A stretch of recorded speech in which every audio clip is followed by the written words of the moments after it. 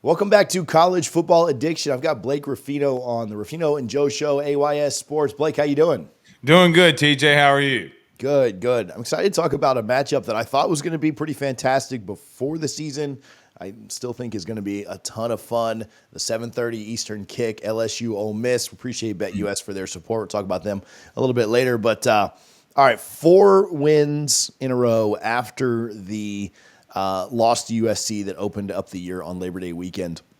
And a big comeback against USC, a performance that you end up winning by 3 scores against UCLA. I don't know if it was really that close or not, but It was close. what's the mood there? I was never worried about LSU losing though. I will, like it never felt like UCLA was about to pull an upset. So what's the mood right now? I think redemption. TJ, there's been at least at this place, there's been a lot of there's just been a lot of people saying a lot of different things about LSU, whether it be Brian Kelly or whether it be like, oh, they're blowing this game, they're blowing that game. And then look, man, let's just call it what it is. Your championship hopes from a season ago went away when you lost to Ole Miss. And I mean, look what's happening in the NFL right now as I wear a Saints jersey for their game against Kansas City. But think about this.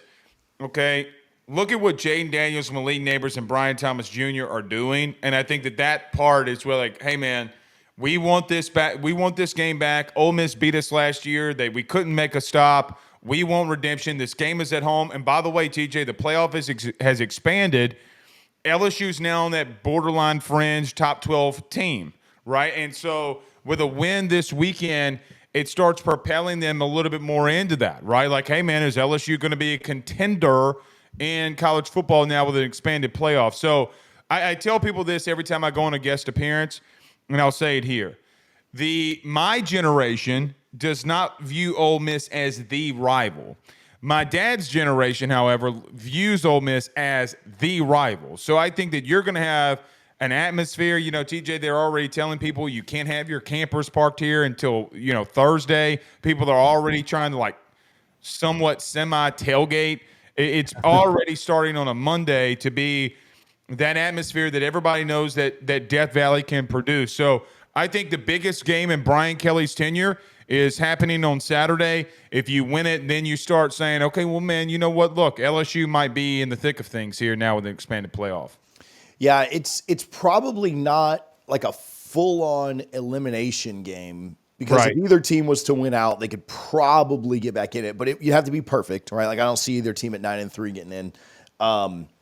But it does feel like you kind of need to win it to make the playoff. Like for both teams, right? Like if Ole Miss was to lose another one, I mean, and then you also just project out. You're like, well, if you lose this one, are you going to beat some of the big dogs that are later on the schedule? Do you beat Georgia and do you beat Texas if you're them? Right. Makes it a lot tougher to see a path. And so it almost feels like a elimination game. Again, not fully. You could play your way back in, but it would be tough. What have you? We'll talk about that game in just a moment. But what have you been quickly here? What have you been most impressed with and most disappointed with so far in LSU from your expectations in the offseason? Look, people have, TJ kind of gotten on to me about this. A lot of the LSU fans think their defense still stinks. You went from 115th in the country in total defense, which you remember. I mean, look at them in game 1 of last season. They were 115th in the country last year. TJ, they're in the top 50. And so I'm like, all right, well, they just want top 10. They want top. That's the problem. Yeah. At this place, they want top 10. But I think, look, what they've been able to do in their front seven, TJ, of the 13 touchdowns that they've given up this season, they have 6 of them have been on explosive running plays, where you're just missing assignments. Of the other 5 that you've given up, okay, they have been blown assignments in the secondary. It's not that they've been getting outright beat. Now, there have been 2 where they've gotten outright beat, and you know what? I'm fine with that. But I think just how they've been able to, do better things defensively is where I'm like, okay, man, look, you might give up some yards here and there, but no teams aren't scoring like they were a year ago. The most impressive thing We will get right back to chatting with Blake about LSU and Ole Miss, but first, do me a favor and go over to BetUS right after this video and use our code YouTube150 for a 150% sign-up bonus on your first deposit. Your next 2 deposits get a 125% sign-up bonus, and all of that up to $2,000. So you should deposit more your first time because you get a bigger bonus on it. But either way, BetUS has you taken care of. They are some of the best lines you'll find. They have awesome prop bets. They have great customer service. Make sure that you're taking advantage of the YouTube 150, that YouTube 150 code at BetUS today. Would probably be the front seven defensively because of the fact that so many people were like, oh, man, LSU's defensive line, their front seven, they're in real trouble. I think the most disappointing thing would just be the killer instinct, really. I mean, like, I look at, like, Clark Lee, who got a big upset victory against Vanderbilt. Okay, well, TJ, it wasn't the first half that they won it. It was the second half where they kept going blow for blow with Bama. I look at Mike Elko. Look at what A&M did to Missouri this weekend. Both of those guys coached under Brian Kelly. There's been a little bit of a lack of toughness at LSU, right? Like a lack of like, hey, man, this play, like I'm going to light you up. Like borderline like, hey, man, he might have just killed somebody. You know, like that's what this place had been built off of. Yeah. I think if there's one big thing that I point out, where's the leadership? Where's the toughness? Now, I say all that. This team's been proving me wrong all season long on me calling them out during the week, and then they come right around and they're like, I told you we could do it. Yeah, I know you could do it. You just haven't shown it. But I think that, and look, man, they've gotten better every week. I think that what a lot of people didn't get him grace for is like, dude, you have the 3 highest odds of dudes in the NFL, and Jaden Daniels, Malik Neighbors, and Brian Thomas that are vying for Rookie of the Year. And people just assumed that like that wasn't going to be a big thing to overcome. Well, newsflash, it was a big deal to overcome. So I think that maybe just some of the toughness, but I think not just toughness, but the mental mistakes, TJ. Most of these guys that are still there have had 2 different head coaches in Brian Kelly and Ed Orgeron. They've had 3 different defensive coordinators. They've had 3 different position coaches. The only thing that remains the same is you. And look, people are like, oh, here goes this little podcaster calling out players. No, I mean, like, at what point do you point out and say, hey, man, the same mistakes that you made 3 years ago when you were a really bad football team are the same mistakes that you're making now, right? And I think that is something that they just got to clean up. And the bye week, TJ, for LSU could have not come at a better time than it did this past week. So looking at this game, did, Kentucky maybe gave a little bit of a blueprint or, a little bit of a how-to on how to slow Ole Miss's offense down a little bit. Ole Miss certainly adjusted last week and played pretty well against South Carolina. But thoughts on how LSU can maybe replicate or how they'll play defensively to try and slow down what we all kind of thought going into the year would be a really good offense? Well, I think both teams, look, I mean, you had another game, TJ, where Ole Miss couldn't run the football. I mean, look, let's look at their scores, okay? They had 2 turnovers on down. Shane Beamer, outright idiot for going for it on the first, punt of the game. Okay, like so dumb. Okay, then they get a fumble and then another turnover on downs. TJ, they had the ball on their side of the field 3 times. By the way, they had 27 points. They had to get 2 field goals. So real offensive drives, what have we seen? Well, they were only to muster up 6 points. Now, I know that Juice Wells fumbled in the back of the end zone. He still fumbled in the back of the end zone. Yeah. So I think what we've seen from teams the last 2 weeks against Ole Miss, TJ, if your defensive line can be physical and you can send pressure, Jackson Dart's in trouble. Now, he escaped a little bit more this week. He had 44 rushing yards this past week because he scrambled. He ran. He's like, look, man, I am not taking these hits anymore. Screw this. I'm going to run the football and get down. And I think that for me, for them offensively, is where I'm like, okay, I think LSU can take advantage of that. They have shown that they can take advantage of that. They need to take advantage of that. Now, the real question that I have going into this game is the opposite side, is LSU's O-line versus their D-line. But from an offensive perspective against Ole Miss, TJ, they've gone 2 weeks where a running back hasn't run for over 4 yards a carry. And I think that in and of itself, can they generate a running attack that opens up more things outside of Jackson Dart running the football is going to be the big question. Yeah, and looking at it from the preseason, like everybody had Jackson Dart in their top 3 quarterbacks in Yeah. the SEC, thinking, oh man, in Lane's offense with those weapons, with the running it, he is going to have a monster season. And they, I don't really care about their first few games where they played like nobody with a pulse, but since they've played SEC competition, they've been so one dimensional that it has Yes. made it, just easy to defend. How good he can be, and that's, there are always keys to the games, and if certain things happen, but like to me that's the thing. If LSU makes them one dimensional again, it's tough for me to see Jackson Dart being good enough to go pull out a win in Death Valley. To your point, very quickly, I'm literally, as soon as I get off with you, we're discussing this here's all the handy dandy notes. As our good friend Josh Pate would say, I know maybe not, Florida State fans might be No, mad. I like Pitt. I like Pitt. Oh, okay. Here's, as he would say, paper pop. Last 2 weeks, they were 1 for 10 against Kentucky on third down. They were 3 of 13 on third down against South Carolina. So what does that tell me? They went from the number 1 team in the country on third down to dead last. They're dead last the last 2 weeks in third down conversion. I know that Lane likes to run the ball on third down to get to fourth down, use the analytics, and go for it. But, TJ, the problem is they're at 24% conversion rate on third down. That's the best thing that Blake Baker does. I mean, look, ask Missouri against A&M what's the best thing that Blake Baker did for them. It's getting off the field on third down and sending pressure.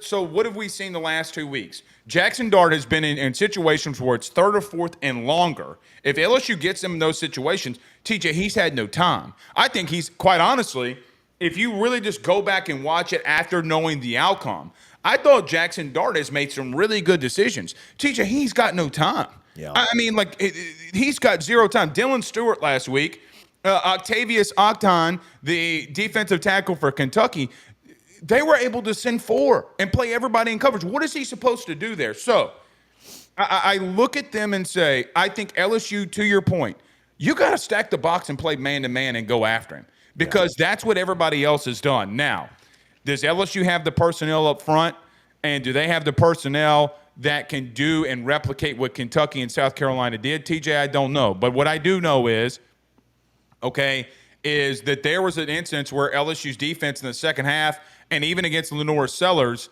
I mean, look, man, they turned the football over a bunch. I mean, they got after them a bunch. So that third down conversion rate is the key of the game. TJ, I would bet a month's mortgage that if Ole Miss can get back to where they were on third down, they'll win. That's the one thing.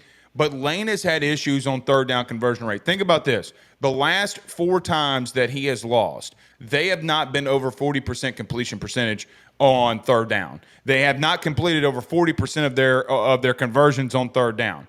That is the money down. You can motion, you can do all you want to, you can be a high-flying offense. If you can't convert on third down in crucial situations, you're going to lose. If you can't stay on the field, you're going to lose.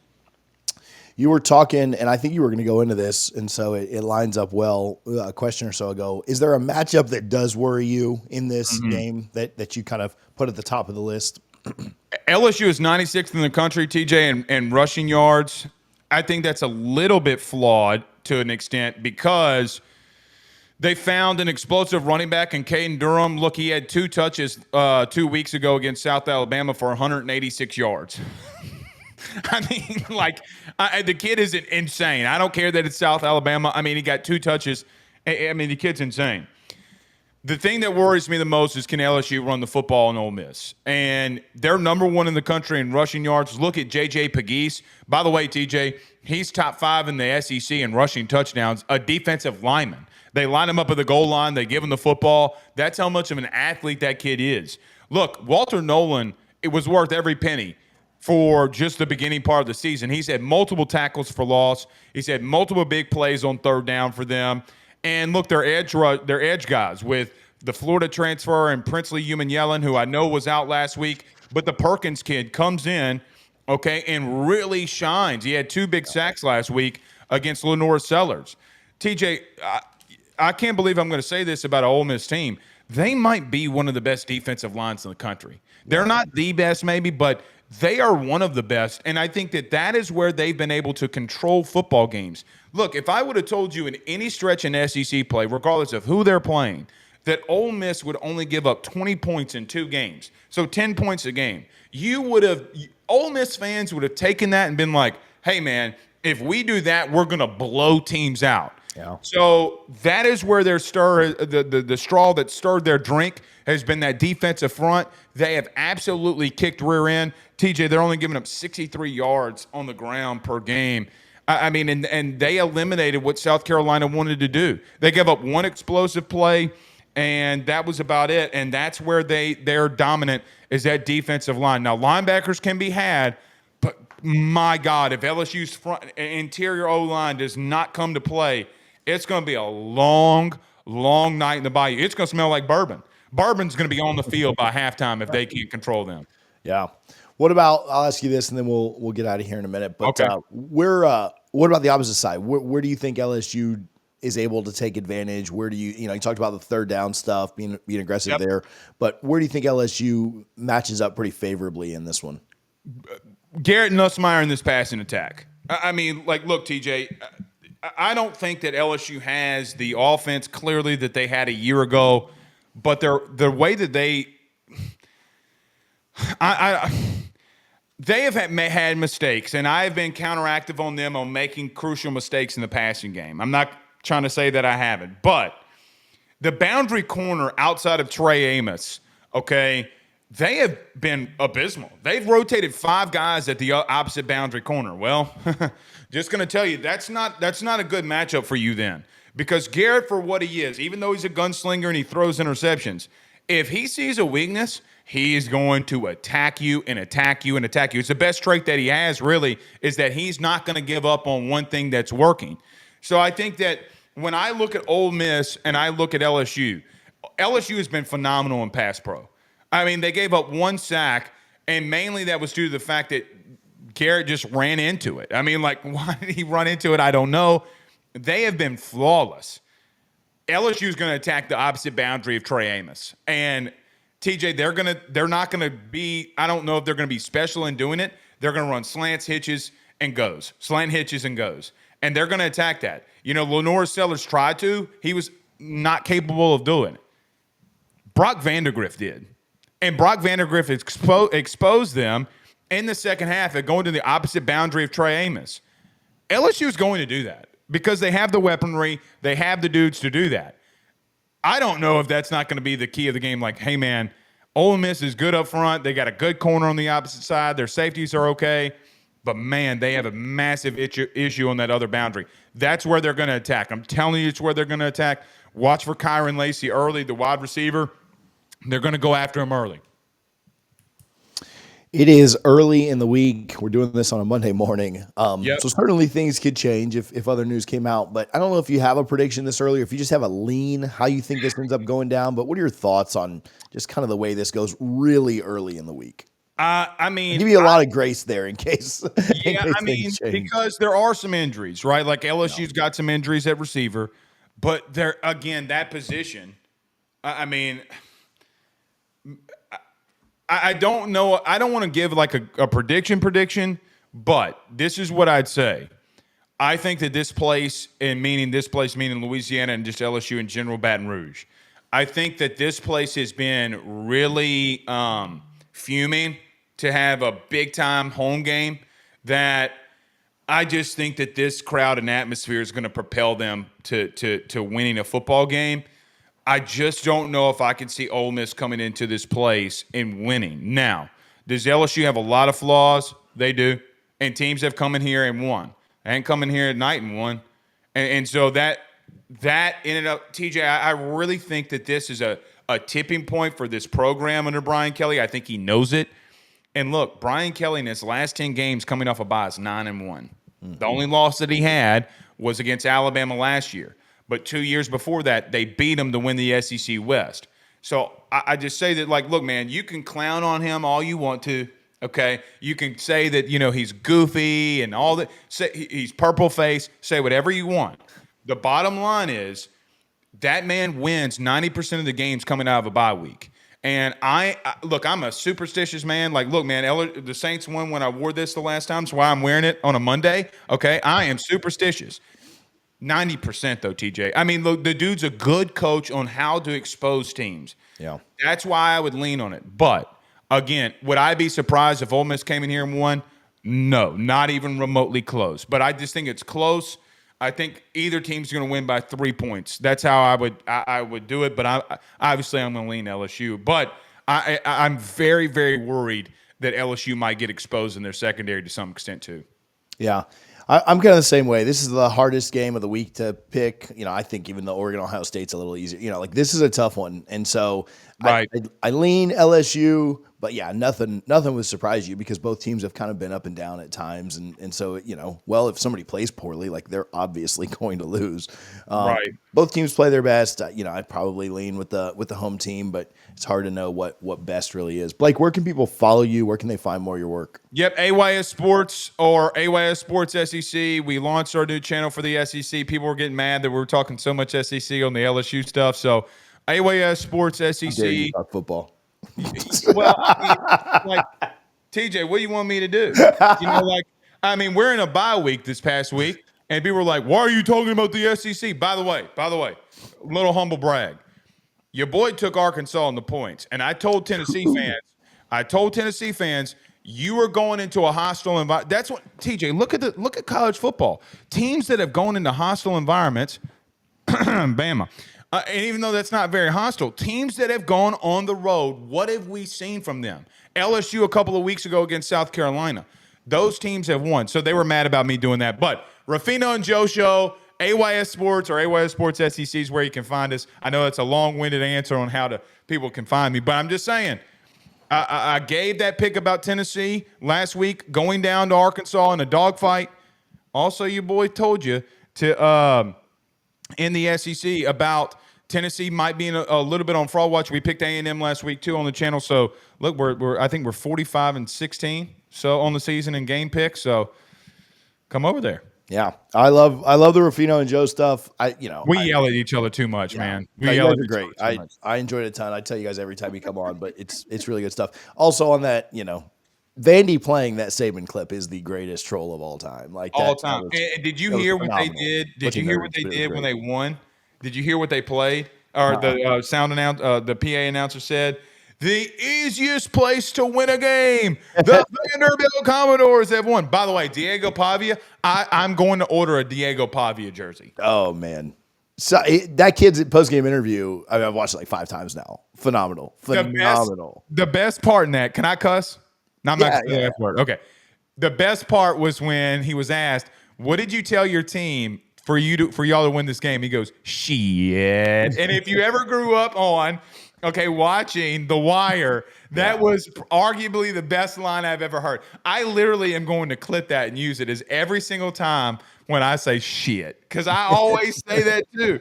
God, he is so great. This is why college football is the best, man. The best sport of all time. Yeah. No doubt. It's not even close. So, Blake, I appreciate you. I appreciate BetUS for their support as well. And we will talk to you guys soon. Make sure you're subscribed, LSU fans, Ole Miss fans, whoever may have caught this. We will talk to you soon on College Football Addiction.